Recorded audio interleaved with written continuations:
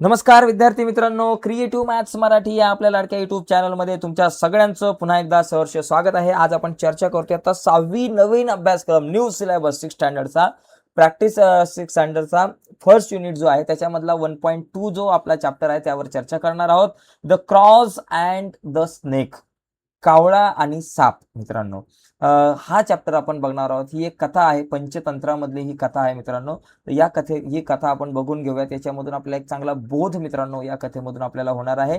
तर सुरुवातीला इथं बघा, वॉर्म अप मध्ये आपल्याला काही या ठिकाणी चित्र दिलेले आहेत. Look at the pictures and write the names. ही जे काही चित्र बघा आणि त्यांची नावे लिहा. आता हे पहिल्या चित्रामध्ये काय आहे तुम्ही सांगा, काय दिसतंय बाबा? मांजर, cat, CAT cat.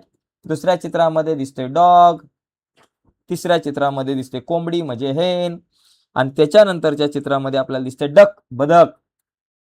Pack pack pack pack, बदक निघाला कोणाच्या घरी गेला. पॅक पॅक पॅक पॅक, बदक निघाला डॉंकीच्या घरी गेला. आता हा जो डॉंकी आहे म्हणजे काय? गाढव. ओके, गाढव आहे. आणि इथं काय बाबा? Tiger, tiger. Okay, yes, Singam the tiger. आता पुढे बघा, पुढचा विषय आता या ठिकाणी आपण समजून घेऊयात की हा जो धडा आहे, हा जो चॅप्टर आहे तो आज आपल्याला समजून घ्यायचा आहे. आजच्या व्हिडिओमध्ये आपण हा चॅप्टर समजून घेऊयात आणि पुढच्या व्हिडिओमध्ये आपण या चॅप्टरवरचे जे काही प्रश्न आणि उत्तर आहेत ती आपण बघण्याचा प्रयत्न करूयात. आता सध्या धडा बघूयात. बघा, long long ago there live a family of crows on a banyan tree. Banyan tree म्हणजे काय बाबा? बनियान ट्रीला आपण म्हणतो वडाचं झाड. या वडाच्या झाडावरती एक कावळे जे आहे, कावळा जो आहे, कावळ्याचं कुटुंब राहत होतं. कावळ्याची फॅमिली, कावळा, कावळी आणि त्यांची चिवचिव करणारी पिले, अशी ही बनियान ट्री वरती राहत होती. Okay, they had prepared a beautiful nest and made it their home. त्याने खूप सुंदर असं घरटं बनवलं आणि त्या घरट्याला आपलं घर बनवलं या एका झाडावरती. म्हणजे या बनियान ट्रीवरती ह्या कावळ्याचं आणि त्याच्या फॅमिलीचं एक छोटंसं घरटं होतं, एक छोटंसं घर होतं त्यांचं. A wicked cobra. Okay, cobra. Cobra म्हणजे साप, एक मोठा जो साप आहे. विक म्हणजे दृष्ट. विक म्हणजे काय बाबा? दृष्ट. आपण म्हणतो का एकदम दृष्ट? आपण म्हणतो दृष्ट आहे, अतिशय वाईट, अतिशय क्रूर. Live in the hollow. Hollow म्हणजे आपण म्हणतो बघा, एक रिकामी जागा असते, ढोली. या झाडाची डोली बघा, झाडामध्ये कधी कधी रिकामी जागा असते ना. इथं खाली झाड दिलं आपल्याला बघा, इथं झाडामध्ये बघा, इथं तुम्हाला एक रिकामी जागा दिसते. इथं दिसली का तुम्हाला? जरा नीट आपण दाखवू. बघा, याच्यामध्ये इथे बघा, इथे इथे मी गोल करतो. या गोलाकार भागामध्ये इथे एक रिकामी जागा दिसते ना, तिथं हा कोब्रा राहायचा यामध्ये. ओके, या रिकाम्या जागामध्ये, या ढोलीमध्ये तो कोब्रा राहत होता. आणि मग पुढं काय झालं बघा, ऑफ दॅट सेम ट्री, त्याच झाडावरती वन डे, एक दिवस काय झालं, the crows were very happy. हे जे कावळे आहेत ना, कावळा, कावळी, कावळा, सगळेजण अतिशय हॅपी होते. The lady crow, as the lady crow, कारण कावळ्याची जी बायको आहे, लेडी क्रॉ आपण म्हणू शकतो, हॅड लेड एग्स, तिने अंड दिलं होतं.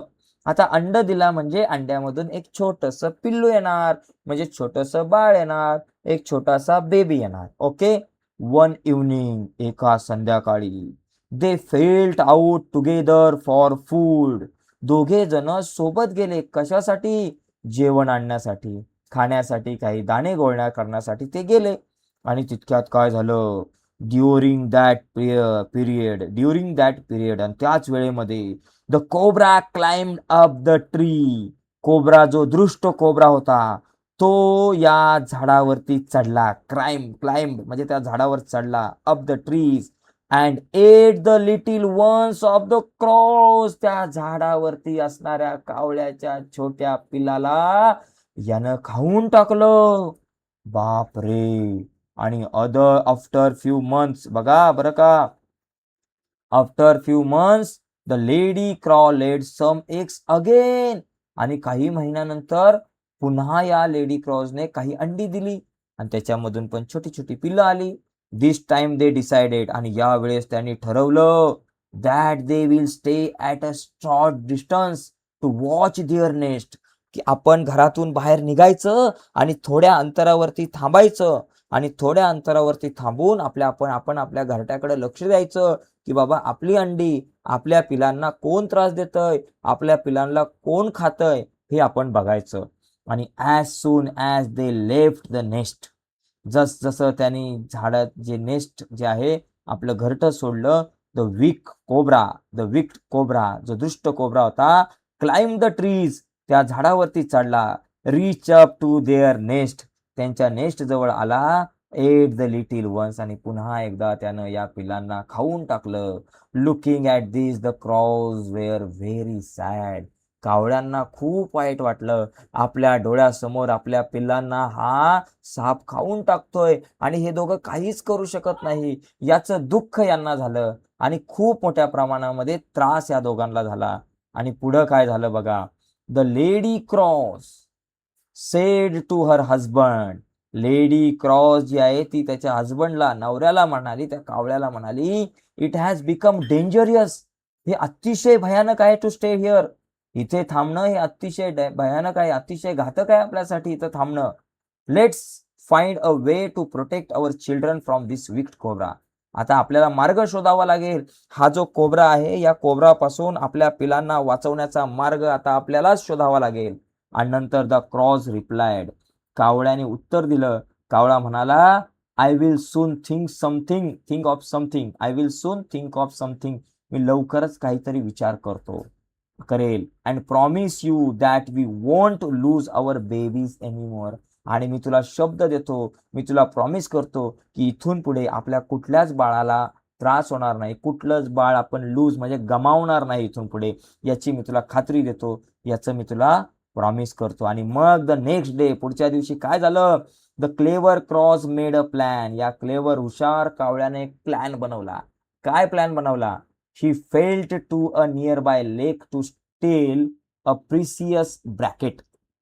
बघा मित्रांनो, एक ब्रॅकेट चोरी, प्रिसियस ब्रेसलेट एक चोरी करायचं ठरवलं त्यांनी. काय चोरी केलं की ते जे लेक होता, एक डॅम होता, एक तळं होतं, त्या तळ्याच्या बाजूला एक नेकलेस होतं, प्रिशियस अतिशय मौल्यवान असं नेकलेस, ब्रेसलेट, मौल्यवान असं ब्रेसलेट त्यांनी चोरी केलं.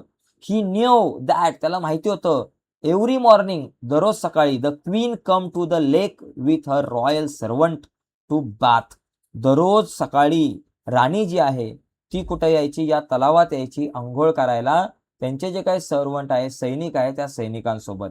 Wien no one was watching, जेव्हा कोणीच बघत नव्हतं, the crows plug down pick up the precious bracelet, ते प्रिसियस ब्रॅकेट जे आहे ते त्यांनी ओढलं, ओके, इन हिज बेक, त्याच्या चोचेमध्ये पकडलं, अँड स्टार्टेड फ्लाइंग स्लोली, आणि हळूहळू त्यानं हवेमध्ये उडायला त्याने सुरुवात केली.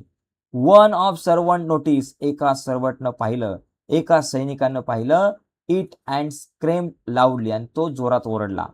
ओके, एका सैनिकानं पाहिलं की कावळा ब्रेसलेट घेऊन जातोय राणीचं, आणि राणीचं ब्रेसलेट कावळा जर घेऊन गेला तर आपल्याला राणी ओरडेल.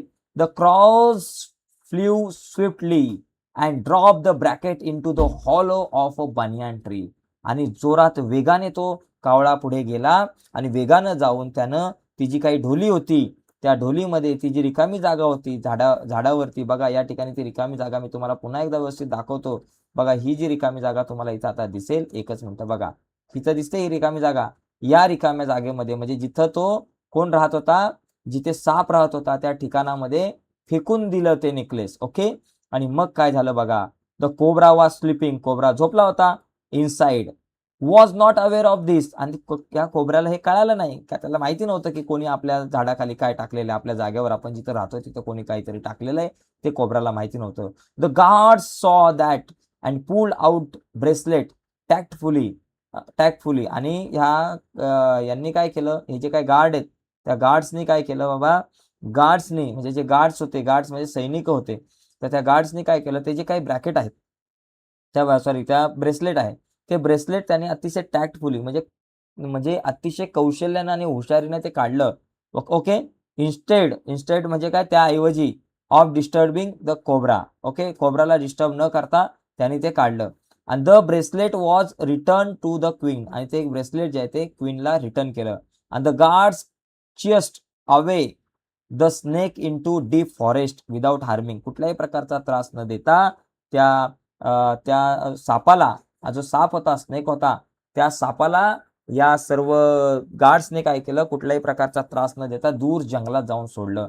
आणि त्याच्यानंतर काय झालं, the clever crows live happily. आता ते कावळे जे आहेत ते अतिशय आनंदामध्ये राहायला लागले. Did not lose any of their children. त्यांच्या कुठल्याही प्रकारच्या आता मुलाला न हरवता ते शांतपणे आणि अतिशय आनंदाने जगू लागले. तर अशा पद्धतीने मित्रांनो लक्षात घ्या, कुठल्याही प्रकारचं तुमच्या आयुष्यामध्ये अडथळा असेल तर तो तुम्ही दूर करू शकताय. ओके. तर अशा पद्धतीने मित्रांनो आज आपण हा जो चॅप्टर आहे तो आपण पाहिलेला आहे. पुढच्या एका म्हणजे याचा अर्थ आपण बघितला. पुढच्या व्हिडिओमध्ये मित्रांनो आपण या चॅप्टरवरचे जे काही प्रश्न आहेत त्या प्रश्नांची उत्तरं आपण पुढच्या व्हिडिओमध्ये बघणार आहोत. ओके. आता पुढची व्हिडिओ तुमच्यापर्यंत पोहोचावी असं वाटत असेल आणि अजूनपर्यंत तुम्ही आपला चॅनल सबस्क्राईब नसेल केला तर पटकन मित्रांनो आपला चॅनल सबस्क्राईब करा आणि त्या बाजूला असलेलं बेलचं बटन दाबा, जेणेकरून आम्ही अपलोड केलेल्या प्रत्येक नवीन व्हिडिओची नोटिफिकेशन तुमच्यापर्यंत पोहोचेल. ओके मित्रांनो, बाय सर्वांना, धन्यवाद.